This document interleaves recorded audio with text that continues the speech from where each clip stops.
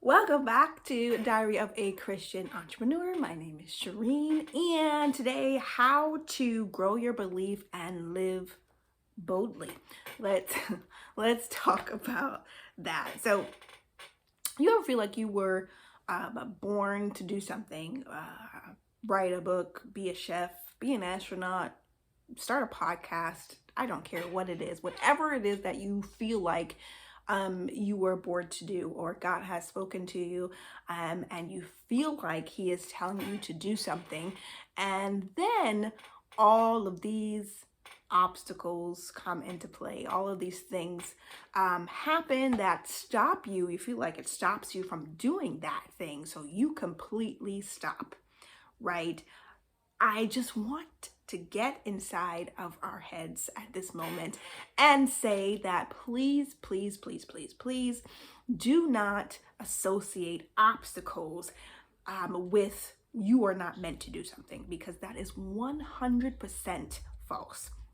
Okay, if no one has ever told you, that's 100% false, right? If you feel like there is a pushback, because I know a lot of people who are just like, oh, it's probably not meant to be because it's just not working out. 100% 100% false, right? Obstacles are not an indicator that you are not supposed to be doing something.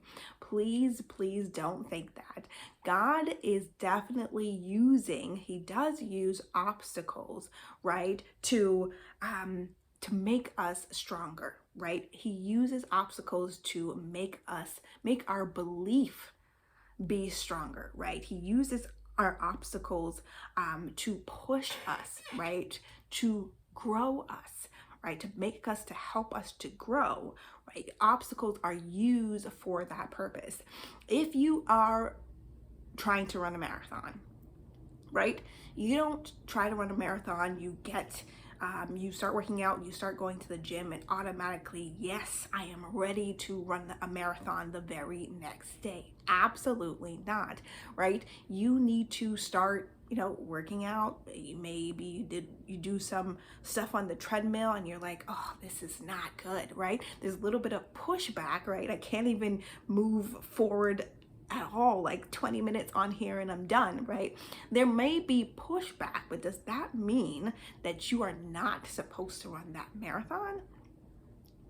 Absolutely not. There will be hard work involved, right? There will be some type of work involved in order for you to get to that place, right? So obstacles, if we can think about it, is like working out a muscle. It doesn't automatically happen. It has to be worked out, right? You have to keep building it. You have to keep using it, right? And obstacles are used in this way to strengthen us, right? It is used to strengthen us and to enable us to do whatever it is that we are meant to do, right? The more obstacles we face is an opportunity to believe bigger. The more things that happen to us, that sounds like something you probably don't want to hear, but the more things that happen to us, all those obstacles are used to help us to believe bigger. Why? Because what happens is when we do something, right? When we fall back and we have a goal, right? We have a vision, or we have something we know that we are being called to do. Because remember, when God calls you to do something, one of the ways you can discern if it's from God is that He tells you over and over and over again. So if you're being told over and over and over again, right, you need to know that this is something that you are meant to do. But what happens is when we start to move forward toward that goal, right, we may fall back a little bit, right? What happens when we fall back a little bit is we are supposed to, hopefully, I don't know why I did this, that has nothing to do with anything. We are hopefully leaning on God. And what does He say? He say, that's okay, you can do it, push a little harder, right? We learn something from that experience and we go again, right? You start to fall back, something happens, you slip, right? You fall, then again, you lean on Jesus, you lean on God, and He said, that's okay, let's go back again, right? And you keep moving forward. That is what happens throughout the entire process. You are learning, you are growing, right? That is what happens.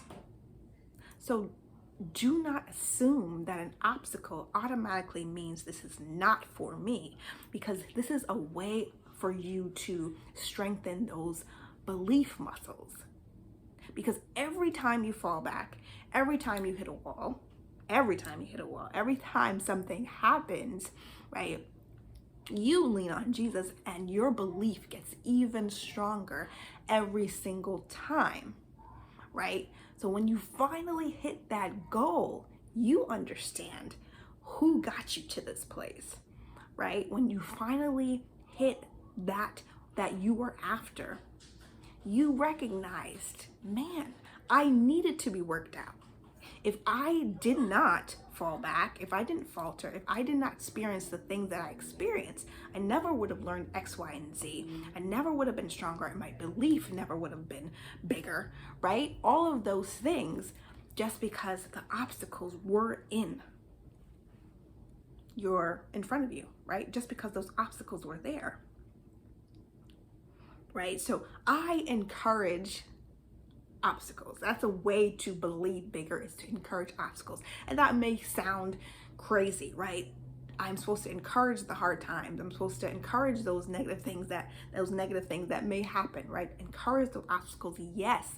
Because when we do that, right, we tend to lean on God. We should always lean on God. But when the obstacles happens, we tend to move back to God, right? And He tells us it's okay, move on, move forward, work at it, it's going to be all right, right?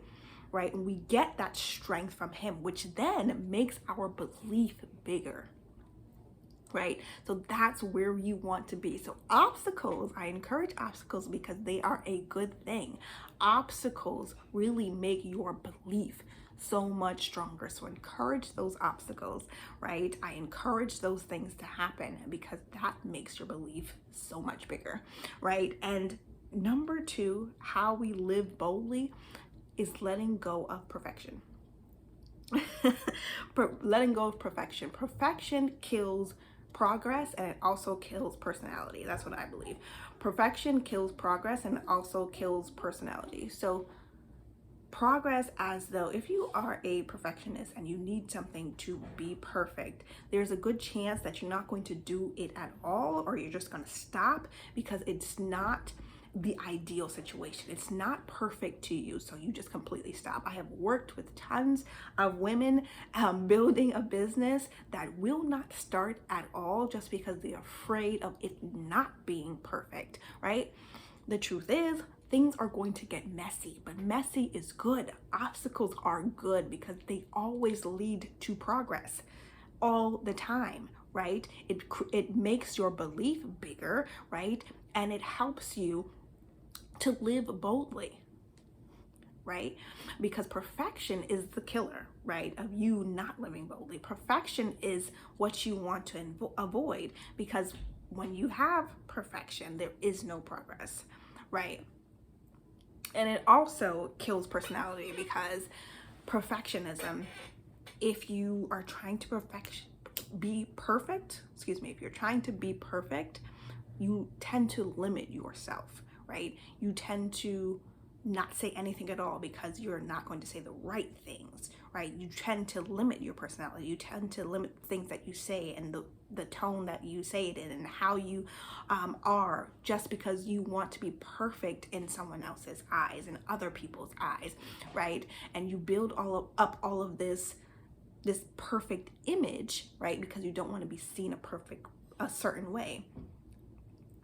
So that totally kills your personality, right? Living boldly is living authentically. And trying to be perfect absolutely kills that, right? Again, the reality of the situation is your personality is whatever it is. It can be bold, it can be, you can be a funny person, you can be a sarcastic person, whatever you are, right? And with that, you're a human with a personality, so things are going to get messy. you're going to make mistakes. You have faults, right? You're going to say things that you probably shouldn't say. But all of that is necessary for you to learn. All of that is necessary for there to be progress involved, right? In your growth, in your journey. There has to be that involved, right? There has to be messy situations. That sounds bad, but there has to be messy situations. This is why I believe that we should encourage obstacles, encourage messy. Right? Just because we are learning from it, we are wanting to believe bigger. We are wanting to live boldly in Jesus. So it is okay to encourage, encourage obstacles, encourage messy situations, right? It is okay to let go of perfectionism, right? And that is how we can live boldly for Jesus with our personality. We can shine, right? Just knowing that things are going to happen.